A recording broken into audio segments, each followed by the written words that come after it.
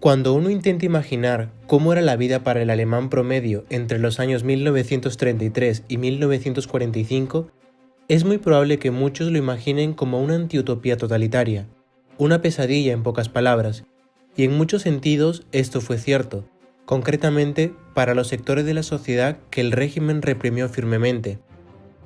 Sin embargo, ¿qué tan diferente era la vida para los alemanes que vivían a la altura de los estándares de Hitler? El día de hoy hablaremos sobre cómo fue la vida de la población civil alemana durante el Tercer Reich. Antes de abordar la vida del ciudadano promedio, primero debemos entender cómo era la vida de las minorías, y como se puede imaginar, los derechos de estos grupos fueron esencialmente eliminados, casi tan pronto como Hitler asumió el poder en 1933. Funcionarios judíos como maestros, profesores, ingenieros y administradores fueron excluidos del empleo del gobierno dentro de los primeros meses de Hitler en el poder. Los nacionalsocialistas utilizaron su poder recién adquirido para organizar lo que se conocería como la Kristallnacht, o la Noche de los Cristales Rotos, en la que miles de negocios, hogares y sinagogas judías fueron quemadas y destruidas, y sus dueños fueron golpeados públicamente y arrestados. Para 1941, casi toda la población judía restante en Alemania, que 10 años antes comprendía más o menos a más de medio millón, fueron encarcelados en los conocidos campos de concentración. No obstante, es importante mencionar que los judíos no fueron los únicos en recibir estas políticas, ya que los nacionalsocialistas se embarcaron en una campaña ideológica contra prácticamente todas las minorías y grupos marginales de la sociedad, incluidos los gitanos, los homosexuales, los testigos de Jehová y los eslavos étnicos, y uno de los métodos utilizados en esta campaña fue la esterilización forzada. En palabras del historiador británico Richard Evans en su libro El Tercer Reich en el poder, habla de que, en esencia, el régimen de Hitler estaba usando la esterilización para aplastar aquellas áreas de la sociedad que no se ajustaban a los ideales del partido. Otro aspecto particular de esta campaña sobre el que se ha escrito repetidamente es el programa de eugenesia, que buscaba sistemáticamente eliminar a aquellos que los nacionalsocialistas consideraban Untermenschen, o traducido a nuestro idioma como infrahumanos. Por ejemplo, los médicos designados por el Estado fueron autorizados e instruidos para sacrificar a los niños que, según los ideales del régimen, no merecían la vida. Al final, se cree que hasta 100.000 alemanes, incluidos 20.000 niños, fueron eugenizados entre 1939 y 1941. Ahora que entendemos las experiencias de los perseguidos por el régimen, examinemos ahora cómo era la vida de los ciudadanos comunes. Si bien el papel de los hombres en la sociedad bajo el nuevo régimen no era muy diferente al del anterior, las mujeres experimentaron una variedad de nuevas expectativas que el Estado introdujo, lo que consideraron como valores alemanes tradicionales para las mujeres, que incluían modestia, dedicación al cristianismo, en este caso un cristianismo influenciado por el régimen, y lo más importante, la producción de niños, que los nacionalsocialistas vieron como un componente crucial de sus planes para expandir la nación alemana. De hecho, se estableció un premio civil, la Cruz de la Madre Alemana, que se entregó a las mujeres que tuvieron al menos 4 hijos. Además de esto, Hitler introdujo la Ley para el Fomento del Matrimonio, que otorgó a las parejas de recién casados un préstamo de 1.000 marcos y se les permitió mantener 250 marcos por cada hijo que tuvieran. Por otra parte, en las escuelas, a los estudiantes se les enseñó un plan de estudio diseñado para fomentar la discriminación y desalentar la mezcla racial. En los recesos, los alumnos escuchaban los principales discursos políticos en la radio mientras caminaban por los pasillos de las escuelas.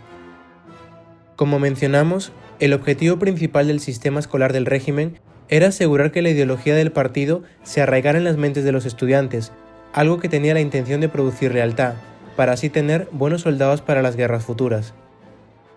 Debido a esto, el plan de estudio en las escuelas se modificó. Por ejemplo, en historia, las lecciones incluyeron un curso sobre el surgimiento del partido. En biología, se utilizaron lecciones para enseñar las teorías raciales de la evolución en la eugenesia. En educación física, los escolares alemanes tenían 5 clases de deportes de 1 hora cada semana, mientras que cursos como química y matemáticas se rebajaron en importancia.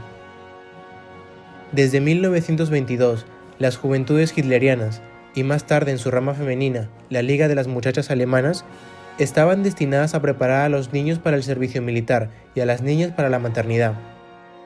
Estas organizaciones eran increíblemente populares en Alemania y para 1939 más del 90% de los niños alemanes formaban parte de estas organizaciones.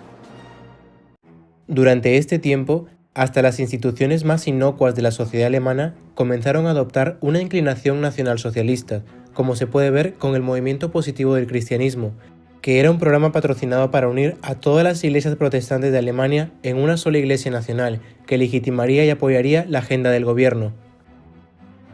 Bajo la dirección del ministro de propaganda Joseph Goebbels, se distribuyeron millones de radios a la gente para asegurarse de que los mensajes políticos importantes pudieran llegar a ellos.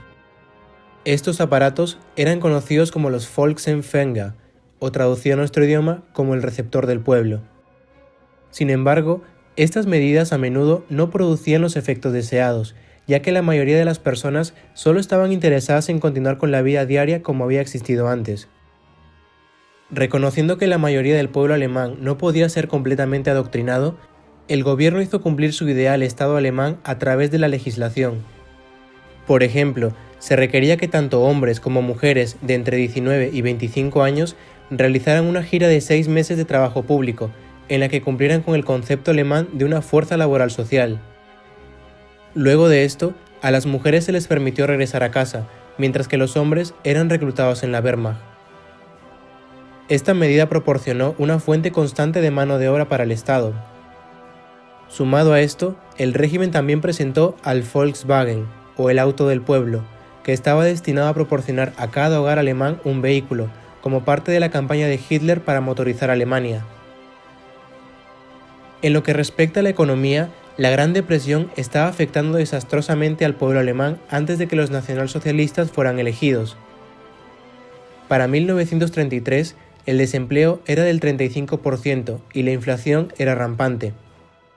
Naturalmente, el nuevo gobierno de Hitler prometió mejorar el estado de la economía alemana, algo que les valió muchos votos en las elecciones del 33.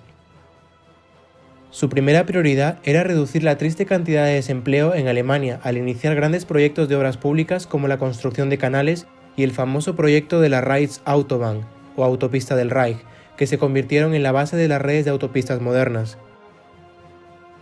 Además de esto, el gran programa de obras públicas incluyó la construcción de hospitales, escuelas y edificios públicos como el Estadio Olímpico de 1936.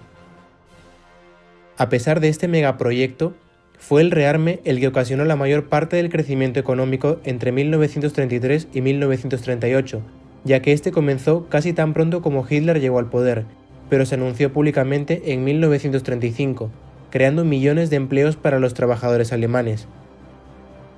Pero aunque Alemania afirmó tener pleno empleo para 1939, muchos grupos de personas no fueron incluidos en las estadísticas, incluyendo al casi 1,5 millones de hombres que estaban en el ejército en ese momento, los judíos que fueron despedidos de sus empleos y las mujeres que fueron alentadas a renunciar su trabajo a los hombres. Pero dado que la mano de obra femenina era barata, entre 1933 y 1939 el número de mujeres empleadas aumentó en realidad a 2,4 millones. Aunque las reformas económicas del régimen generalmente se han considerado efectivas, la tasa de desempleo tardó años en caer a niveles estables. A pesar de las iniciales promesas de paz, tanto durante y como después de su elección, Hitler involucraría al pueblo alemán nuevamente en una guerra a gran escala. A medida que la necesidad de recursos para el poder del ejército alemán se hizo cada vez más grande, más países fueron sometidos a la conquista de Hitler, algo que intensificó la guerra a escala mundial. Con el pasar del conflicto, se hizo evidente para la mayoría de los observadores, incluso aquellos dentro de Alemania, que la utopía idealista que el gobierno esperaba nunca se concretaría. La gran cantidad de bajas que produjo la guerra, especialmente en el frente oriental, fue abrumadora. Cuando finalmente llegara la derrota y rendición incondicional de Alemania, pasaría casi medio siglo antes de que la vida volviera a la normalidad, ya que el país se dividió entre el oeste democrático y el este comunista, hasta la reunificación en el año 1990.